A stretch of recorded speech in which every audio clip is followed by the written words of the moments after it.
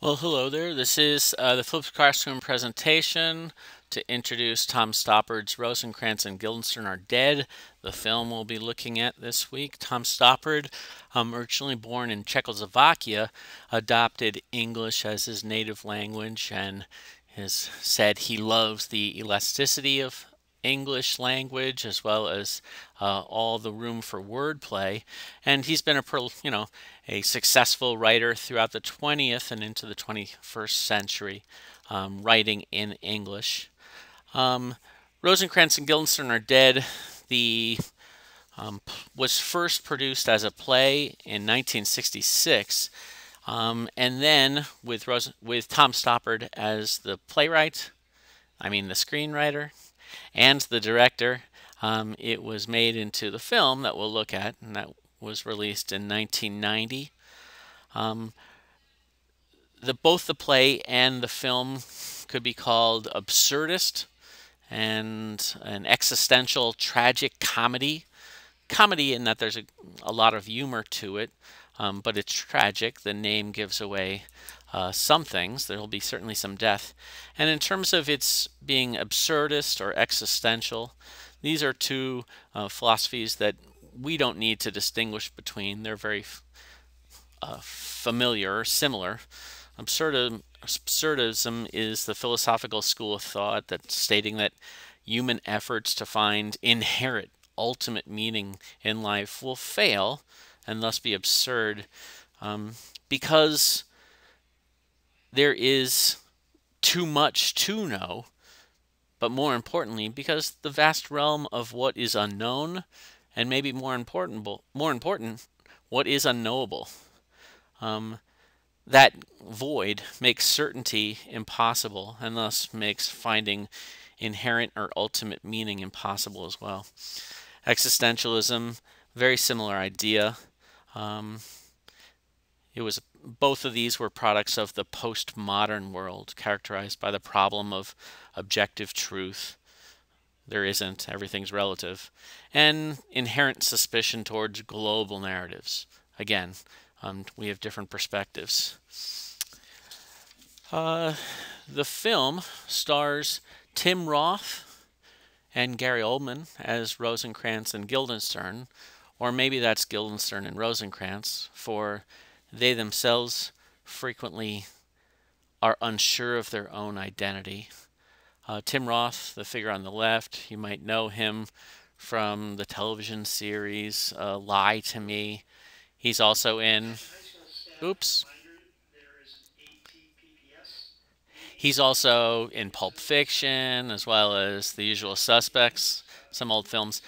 Gary Oldman is, you probably know him for playing Sirius Black in the Harry Potter series, as well as Commissioner Gordon in the Batman films. Intertextuality. We'll be studying uh, Rosencrantz and Guildenstern Are Dead. It's a prime example of intertextuality, in this case, direct intertextuality. Foster, back from the summer assignments, defined intertextuality the following ways. There's no such thing as a wholly original work of literature. All stories grow out of other stories. In our case, Rosencrantz and Guildenstern Are Dead grows from a line that the English ambassador says in Act 5, Scene 2 in Hamlet, indicating what he thinks is completion of Claudius's orders.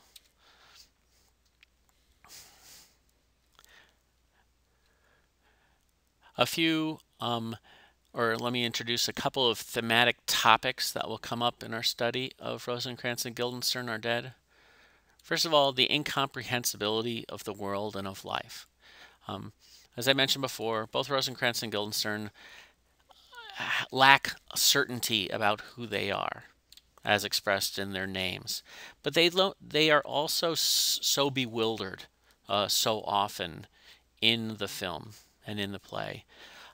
They go through life, much of the time their bewilderment is used for comedic effect, but occasionally each of them falls into despair at the absolute lack of understanding, their lack of knowledge about who they are, why they're doing what they're doing, what their purpose is, sends them into despair. The whole topic is existential.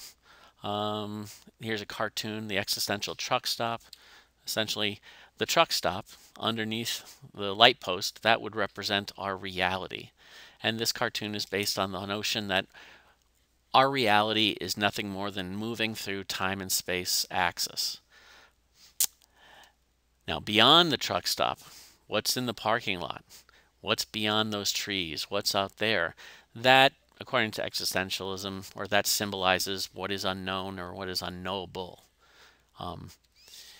In terms of Hamlet, he also experiences a great deal of uncertainty throughout his play. One measure of certainty he does come to is in Act 5, Scene 1, where he picks up Yorick's skull. He has physical manifestation, or something he can actually touch to represent the certainty of death. And that somehow frees him up from making plans. He says, what will be, and in the next scene, he's able to avenge his father's murder. This final cartoon is meant to represent sometimes, some of us, when faced with all that is unknowable, for certain unknowable, I'm not talking about things we choose to believe, but objectively unknowable, we tend to, as this cartoon suggests, line up for the comforting lies. Now, they might not necessarily be lies, but the narratives that we tell ourselves or that we believe that fit into other narratives to help us understanding our purpose.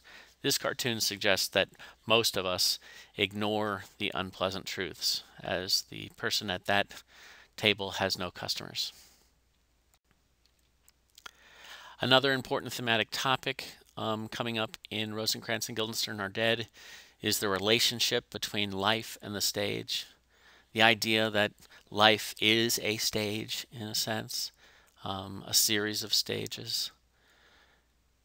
Now, this comes up in Hamlet, in an early scene in which Hamlet confronts Gertrude, who says, "Why do you seem like you're so upset?" Hamlet responds, "Nay, it is. I know not seems." And this introduces the idea or the dilemma or theme of illusion versus reality that gets explored throughout Hamlet, also in Rosencrantz and Guildenstern Are Dead. Hamlet adopts an antic disposition, clearly pretending to be something he's not, although maybe he turns crazy. Claudius is almost in a perpetual state of pretending to be something he's not. Now, that whole idea of pretending or acting is also illustrated in the notion that all the world is a stage, something else, something that comes from another Shakespeare's text. And hopefully we can recognize that.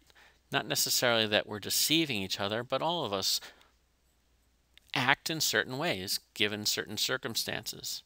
And an absolutist might say we're not being true to ourselves in that respect. There's no absolute or fundamental central identity. It's all dependent on circumstances.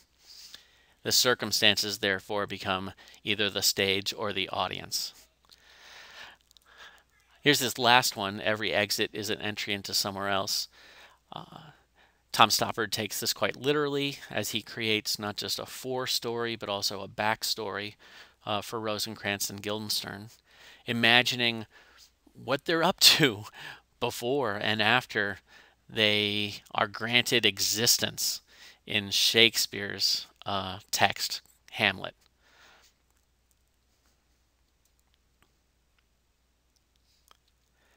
Some motifs that come up throughout Rosencrantz and Guildenstern Are Dead, obviously I've already mentioned. Shakespeare's Hamlet comes up a lot. About 250 to 300 lines from the text of Hamlet are a part of the text of Rosencrantz and Guildenstern Are Dead, the rest of which is presumably Tom Stoppard's imagination. Motif of free will versus determinism comes up a great deal. In a similar way, laws of physics are sometimes pitted against or in relation to uncertainty. Rosencrantz I think it's him, he goes through a series of experiments, and the laws of physics are supposed to symbolize that which we can be certain of. Questions themselves are motifs. Rosencrantz and Guildenstern are sent out with a purpose to question Hamlet. Why is he acting the way he is? Of course, Hamlet disarms them and turns that game on its head, peppering Rosencrantz and Guildenstern with questions rather than answering any. Plus, Rosencrantz and Guildenstern play a mean game of questions. It's something that maybe we'll take up as a tournament after the AP exam. The coin is a motif. It symbolizes, as they flip coins, the role that probability plays in our life and our understanding of life. The boat is an important motif. The last third of the play occurs on the boat that is transporting Rosencrantz and Guildenstern from Denmark to England. And then lastly, gambling, again, exploration of probability. We're also going to be exploring the AP exam open question as we study Rosencrantz and Guildenstern, and you will be responding to one of these prompts in a take-home essay. Each of the prompts that I list here did suggest the text Rosencrantz and Guildenstern are dead as a suitable answer. These are all prompts that I'd like you to read here, and as we begin watching the film tomorrow, to look for these aspects.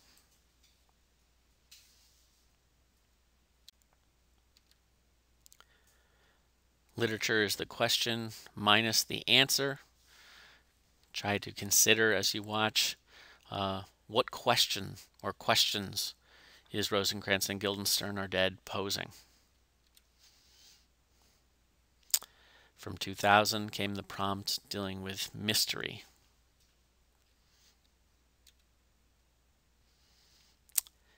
Healthy confusion. As we watch the film, try to pay attention to what healthy confusion or a mix of pleasure and disquietude might mean. And then lastly, from 1993, before you were born, Rosencrantz and Guildenstern are dead was suggested. Here was the prompt. The true test of comedy is that it shall awaken thoughtful laughter. That's it. See you tomorrow.